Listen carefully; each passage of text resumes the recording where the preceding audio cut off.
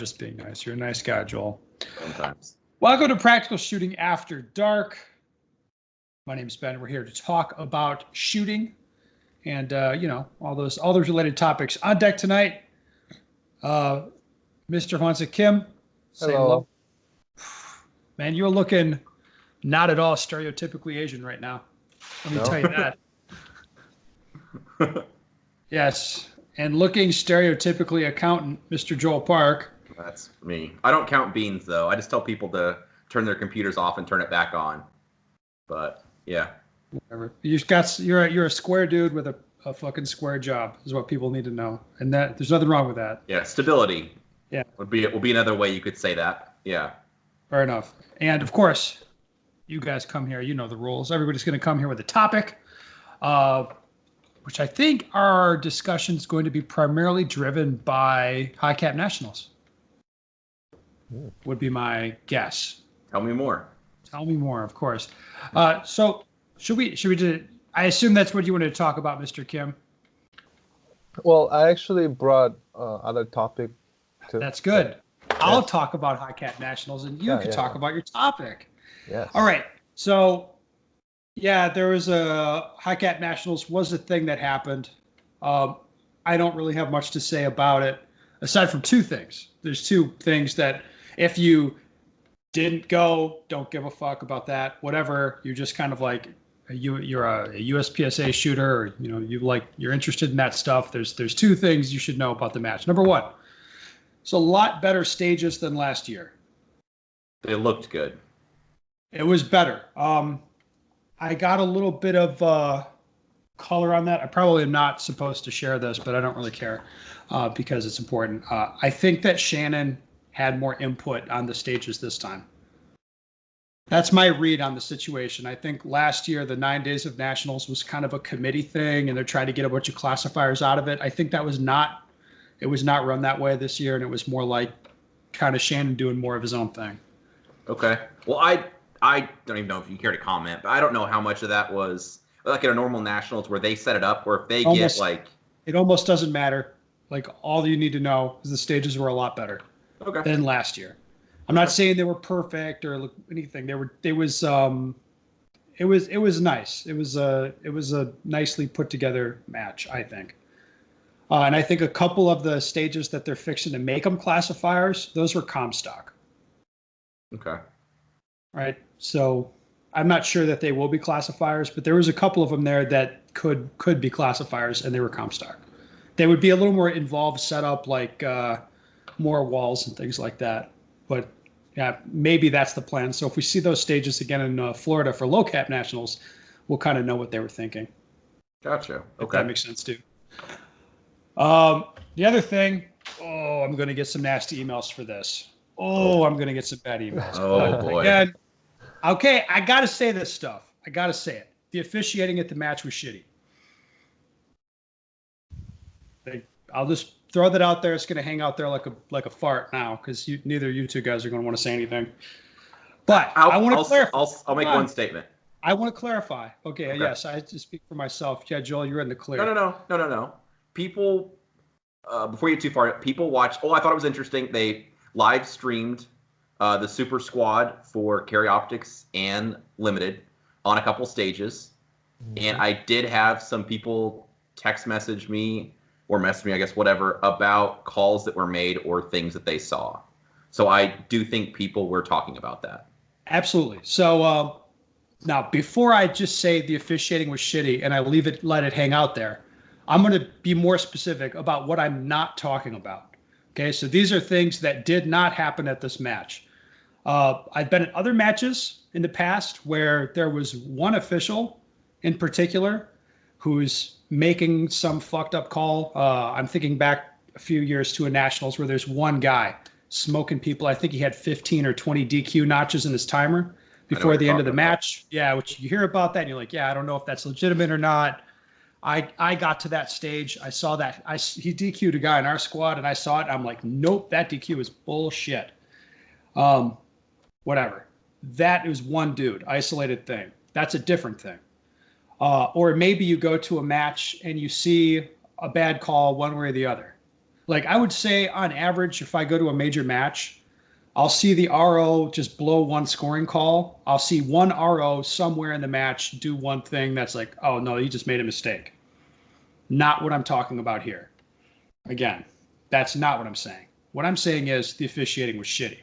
Like I saw maybe a dozen blown scoring calls that I personally observed myself. Not that I heard about from a guy, but that I observed. And again, it wasn't one RO.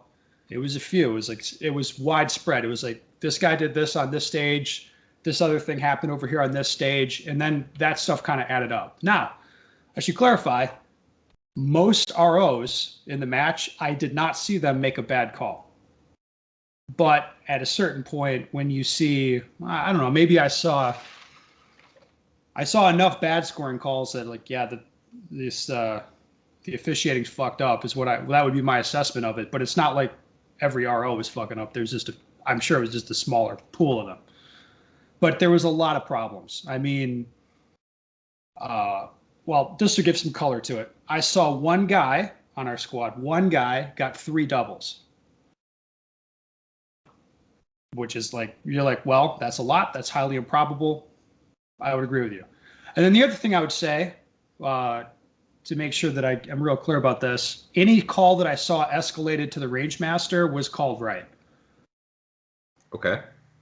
So it was just, RO's bone and scoring calls, I guess. I mean, quite a lot.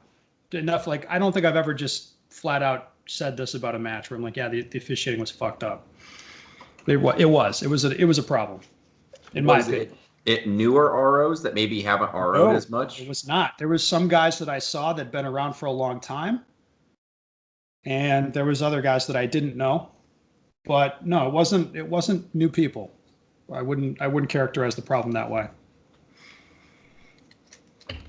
And this is like, I don't enjoy getting on a podcast and saying that stuff because all I'm going to do is catch shit. But it has to be said. It was enough of a problem that it has to be said. That is disappointing, though. Yeah, just for me, on day 2, I had a big dinner with many people, and at least 2 people told me about the double alpha issue. So getting one hole, either getting 2 scores or it's one hole, and some people get a miss, some people get. People were saying that double judgment on the doubles were pretty inconsistent, and we had a lot of targets that are close up too. Yeah. Oh, and I should also say none of this had anything to do with me personally. I wasn't directly benefit or hurt to my knowledge by somebody fucking up a scoring call. It was just my observations as I was pasting, right? As I'm resetting stage and stuff, just kind of watching what's going on. And you can just be like, well, like, Jesus. So it was not where it should be for a national level match. So people can take that on board or send me hate mail. I don't really give a shit. It's an issue that should be addressed. I hope that it will be. But I don't know. We'll see. And there were even the weather factor. Day 3, it was very windy. Yeah. And then I saw 2 people in my squad, like basically popper was falling down because of the wind, and someone was waiting for calibration in my squad, and then the popper fell down because of the wind kind of thing. There was another thing that added to like inconsistent scoring and stuff like that too. Yeah, I mean the weather didn't make it any easier. But it is what it is. Like that's what I observed. I've never seen it that bad. So there it is. Any other questions, Mr. Joel? I guess what would the fix for that be then? If it's better ROs. I don't know. Like you tell me, dude. I saw on more than one occasion. I saw an RO hand out a double on a target without breaking their stride. So they're walking by, scoring it. They're looking at one hole in the target, and they call it as 2 without stopping. And it wasn't obviously 2. In my assessment, if I was scoring it, it would be a miss all fucking day. I wouldn't It'd be like, well, okay, this is the score. Like, yes. So like, I don't know the fix for that. I don't know how you train that person better. I really don't know. Oh, that's disappointing. Yes. A little bit demoralizing. I found it interesting that the match had no one-handed shooting. Yeah, so that's why I was saying, like, hey, I liked it a lot better than last year. It was not but it wasn't, this rounded out test that you would expect nationals to be, where it's kind of like you're gonna have certain things in there tested whether or not you want them. Yeah, like I'm not one-handed shooting is not a strength, but I expect to get tested on that at a nationals, or close shooting, or far shooting, or partials. Like you just low port, you kind of expect to see all those tests, regardless if you like it or not. Yeah. Yes. So they had close shooting. I would say they had plenty of far shooting. One-handed stuff, not so much. They did have a couple low ports. There's a few spots where you were leaning a little bit. But yeah, it didn't have everything, I wouldn't say. But hey, it was a better built match than last year's deal in Florida. For sure. We'll see how the officiating is when we go to low cap nationals. I'm hoping it's good. Well, I'm interested to see what the stages are also. That'll also be interesting. Yeah. Okay. Well, let's move on. Joel, what did you want to talk about? I want to talk about taking an off season yet. I'm not quite to that point, but as nationals is over for some, it's almost here for others as they'll be listening to this. I want to talk about the importance of an off season. So I'm ramping up training now, but after nationals or whatever your last major is, if you're a high cap guy, I think it's important to take a break. So I absolutely love training. I love getting better, but I don't want to get burned out. So taking an off season for me means I'll still dry fire or practice once in a while, but it will be when I feel like it. It's more of a for fun, maybe I would say, or I'll just take my bolt guns to the range in an afternoon, or maybe I would have been training before and I'll shoot rifles. Maybe I'll take my dad shooting, something like that. Or you could shoot like a Glock or something. Yeah. Hey, you're like, oh, I'll shoot a Glock in this match just for fun. Yeah. I'm still going to the range. I'm still shooting, but I'm having fun. And I wouldn't say normal training isn't fun, but you get the idea. So I do think the concern that some people have is losing the skill they have, or like they're going to be starting all over after they take a month or 2 months off. And I don't know. I guess the easiest way I would describe that is think about if you ever went on a week-long vacation. You didn't drive a car for a week. And then you come home and you're backing out the driveway. And you're like, oh, I got to push the clutch in before I start this, whatever. Little goofy backing out of your driveway. And then by the time you get to the end of your neighborhood, it's like, it was no big deal. It wasn't like driving a car isn't something new. You just hadn't done it for a week. So I don't know. I guess I feel like shooting is the same way for me. So last year I took a month or two off. It was extremely cold and I couldn't even be outside here. And I would say I felt up to speed within a week. It was like I never took time off. So I came back really hungry. I was eager to train. I missed shooting. So if you train regularly, you need to be thinking about an off season, wherever that fits into your schedule. We know when nationals is for next year.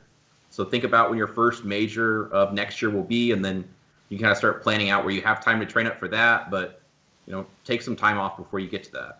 So yeah. Make sure by Call of Duty Modern Warfare, it's coming out October 28th. So play that bunch. Play it a bunch. Yep. Is that what we're doing, Kim? Do they have a battle royale mode on that? Do you know? No battle royale, but they have co-op, multiplayer. I'm looking for the co-op. We'll do the co-op. Mm-hmm. We'll get signed up. Possibly on Ghost Recon a bit. It's okay.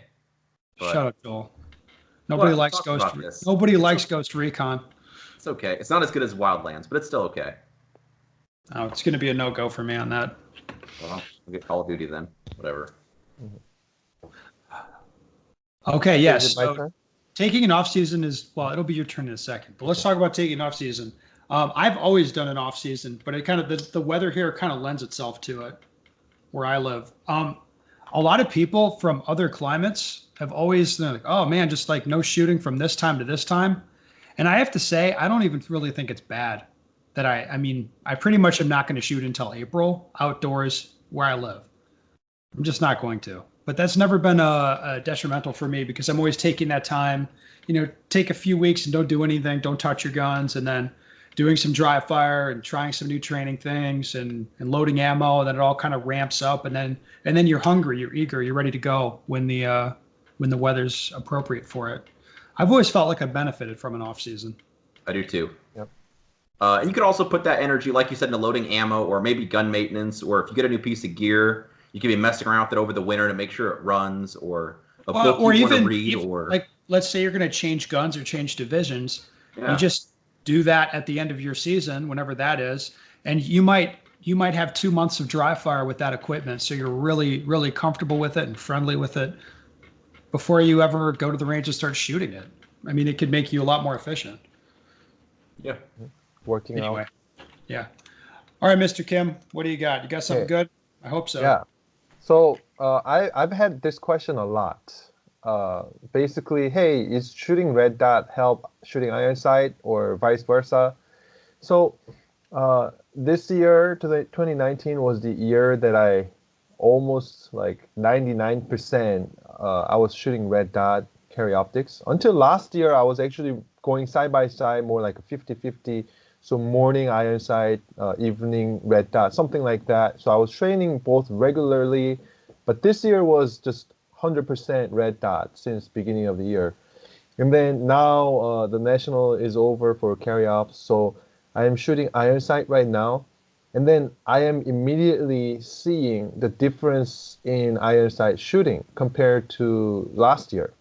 So what I am doing now versus year before, basically my target transition is faster, and split is about the same, but the main difference is now in target transition for me. So before, when I was shooting iron sight, I was shooting, my rule of thumb was like 5 yards within, it's gonna be 100% target focus for my iron sight. But somewhere past that, like 7-10 yards and up to maybe 20 yards, I was doing something like a so to say intermediate focus. So I'm not completely target focused, I'm not completely front sight focused, but both are somewhat blurry. So my focal depth is somewhere in the middle of the target, so I can somewhat see the front sight better, but somewhat see the target as well. But now I'm just shooting 100% target focus, so the difference is the clarity. The clarity on the target is going to be super clear even up to 15 yards for me right now. However, when I was shooting iron sight a year ago, the clarity of the target was super clear, maybe up to 7 yards. But now, after that, I'm purposefully changing my focal depth so I can see the front sight a little bit more.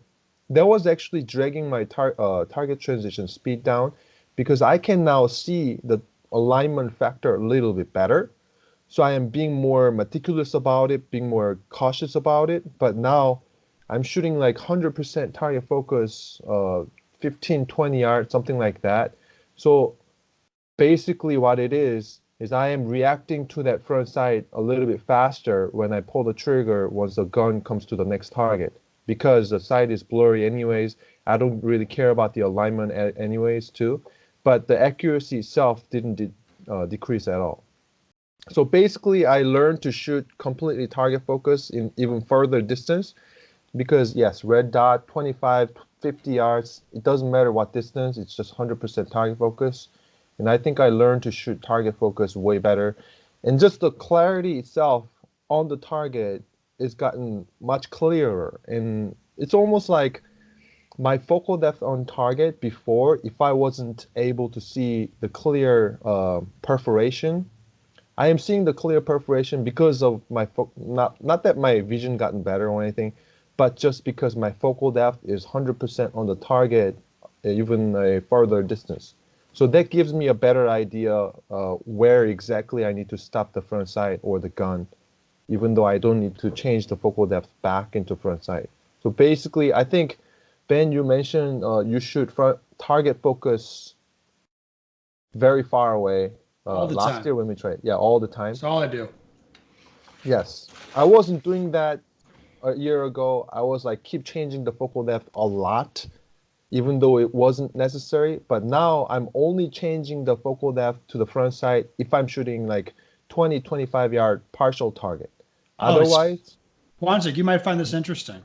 yeah. So I should mention this to you guys. I had my eyes tested last week by a sports medicine place, Okay. just out of curiosity, and not just like how good my vision was, like to see if I need glasses or something, but tracking speed, reaction speed, like how smoothly my eyes track horizontally, vertically. Pretty extensive test. Yeah. I should tell you, before I got my eyes tested, I was thinking I will have average or slightly above average eyes, but no better. My eyes will be not anything special. What do you reckon the test said? I think you have exceptional eye speed response. What do you think, Joel? I'll go with I didn't average. tell you guys. I forgot. I didn't tell you guys about this intentionally. I'll guess average. Yeah, my eyes were just a little above average as far as tracking speed. The only thing they were good at, like quite good at, was tracking horizontally. Like up and down vertical reaction or tracking, they weren't good at, and like tracking objects in a circle, they weren't very good at. But I can smoothly follow an object on horizontal planes well. That was the only thing I did well. Yeah, that sounds about right. I know that seems slightly off topic, Kim, but you reminded me of this when you were talking about how your vision was doing. So, the takeaway then, to go back to your topic then, is that your eyes are nothing special. You've just trained them to do what you want them to do. Yeah. No, it's mostly, I think, where you're going to pick up time with iron sights is learning what you don't need to see. You know? Like just accepting, like, hey, sometimes the sight's blurry, and that's fine. That's all I need for that target. Yeah. Or if it's a 7-yard target, you're like, oh, I don't need to see a crisp, clear front sight and a crisp, clear rear sight. Like I can just see this little bit of a blur, or maybe the outline of the gun, and that's it. Exactly. And if it's like, oh, if it's 50 yards, I do need this clarity. So, okay. All right. Anyway, so Mr. Kim, you learned a lot, and you're killing it with irons now. Do we have to watch out for your production nationals? Oh yeah, definitely, of course. My gun is heavy, so if I can move them for 30 seconds field course, my arm is sore right now. That's fine. But as long as I can hold that weight up for 30 seconds, I'll be good. All right. Fair enough. I will say, I actually shot a Walther yesterday, a steel frame. Yeah. Well, a friend of mine, I messaged Kim like, hey, what does it need to do this gun? Bought one, and he just put a lighter recoil spring in it. Other than that, it's just factory. And I was actually surprised. The shoe's really soft. It doesn't fit my hands right. I'll stick to the Tanfo, but I liked the gun itself. It worked fine. Yeah. Well, I use all factory recoil spring, and still soft. Nice. All right. Well, let's move on to a question. I think you guys will like this. Where is it? Here we go. I'm a new shooter just getting into USPSA this fall, and am training dry fire daily and live fire weekly with drills from your books.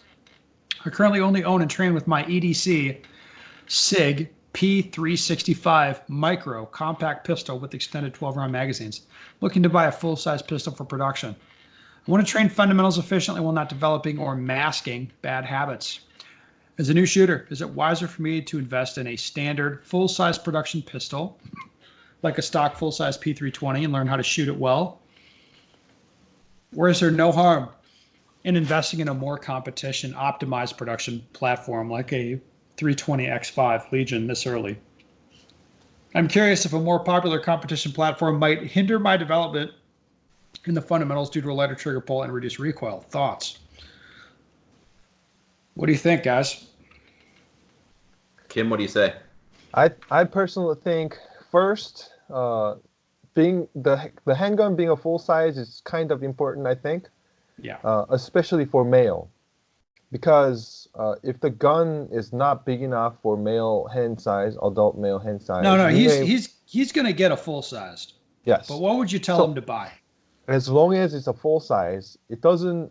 For the starting point, especially for the first couple of years, it doesn't matter if you get a tricked out competition oriented gun, or just a one of those MMP 6-hour Walther Glock, those plastic guns are completely fine.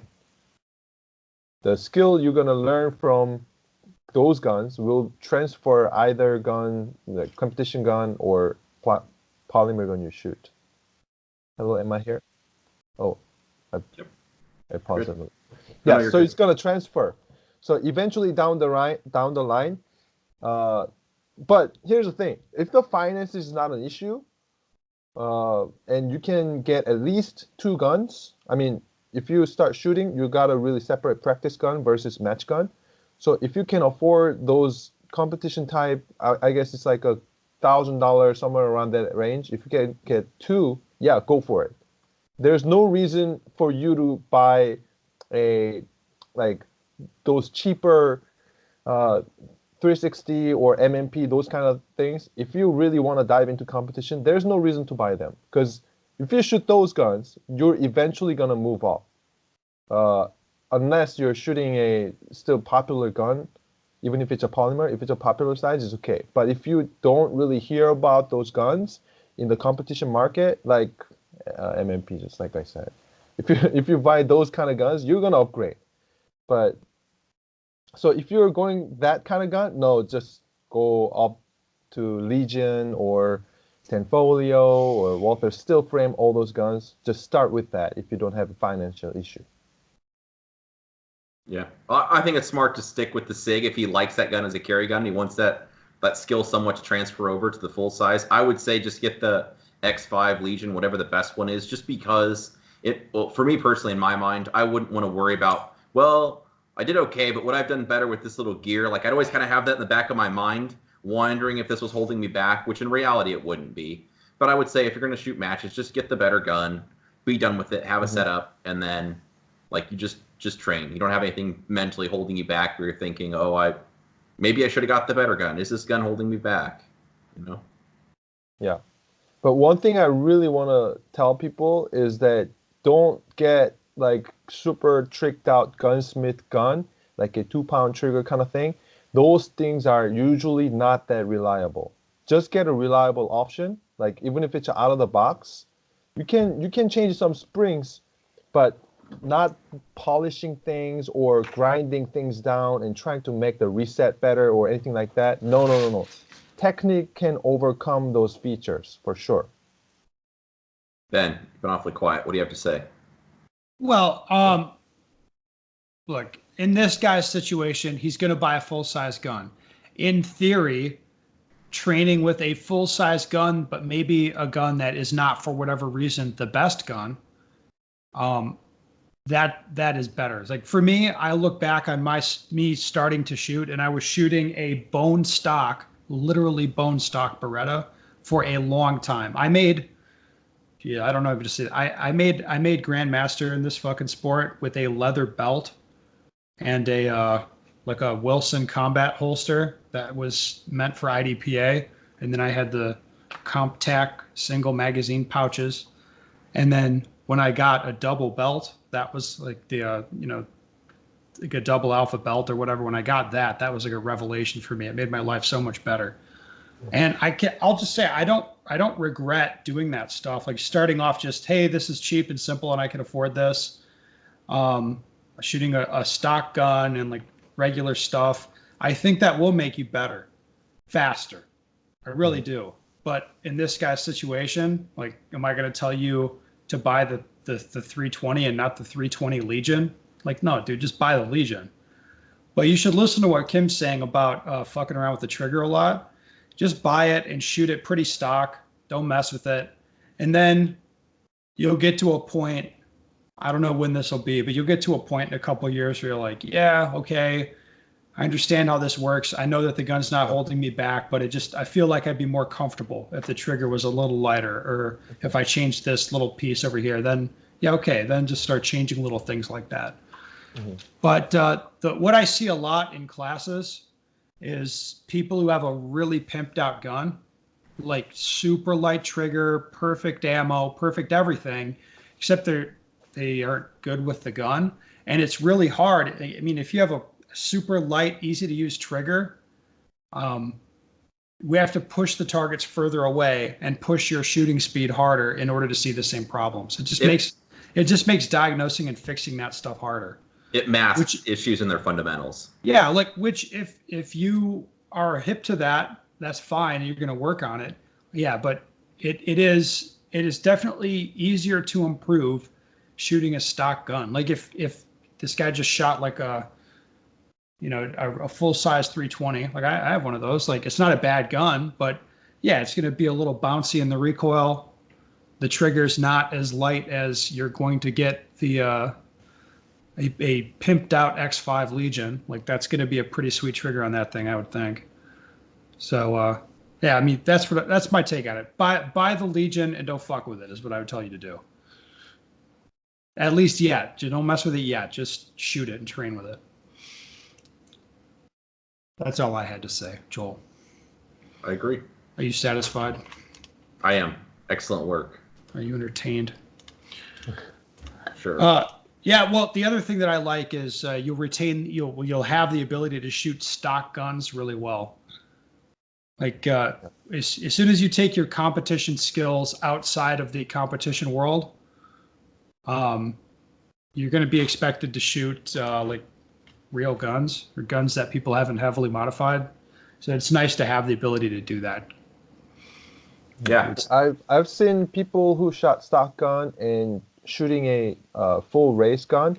After a little bit of practice, they usually do pretty well with the race gun who shot stock gun. The reverse is not the case. Exactly.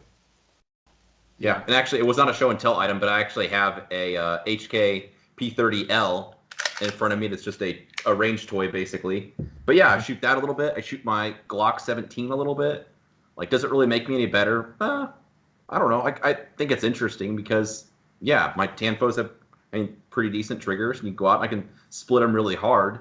But then if I'm shooting like that HK and I really have to hang on to the thing hard, and maybe I press the trigger, I still shoot it quickly, but I have to be maybe a little bit more careful about how I press the trigger to get the same type of results. It's like, hey, the gun doesn't just shoot itself. So, yeah, I think it just makes you better. I would agree with that. Yeah, you do the HK pretty hard.